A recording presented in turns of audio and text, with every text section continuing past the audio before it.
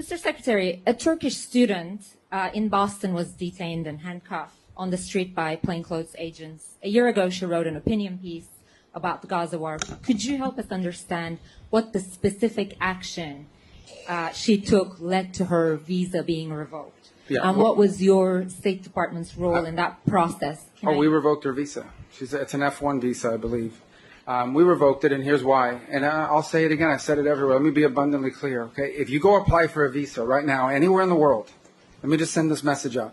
If you apply for a visa to enter the United States and be a student, and you tell us that the reason why you're coming to the United States is not just because you want to write op-eds, but because you want to participate in movements that are involved in doing things like vandalizing universities, harassing students, taking over buildings, creating a ruckus, we're not going to give you a visa.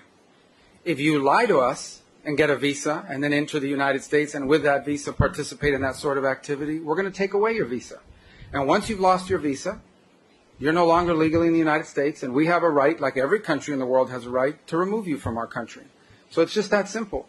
I think it's crazy. I think it's stupid for any country in the world to welcome people into their country that are going to go to your universities as visitors. They're visitors. And say, I'm going to your universities to start a riot. I'm going to your universities to take over a library and harass people. I don't care what movement you're involved in. Why would any country in the world allow people to come and disrupt? Now, we gave you a visa to come and study and get a degree, not to become a social activist that tears up our university campuses. And if we've given you a visa and then you decide to do that, we're going to take it away. I encourage every country to do that, by the way, because I think it's crazy to invite students into your country that are coming onto your campus and destabilizing it. We're just not going to have it. So we'll revoke your visa, and once your visa is revoked, you're illegally in the country and you have to leave. Every country in the world has a right to decide who comes in as a visitor and who doesn't. If you invite me into your home because you say, I want to come to your house for dinner, and I go to your house and I start putting mud on your couch and spray painting your kitchen, I bet you're going to kick me out.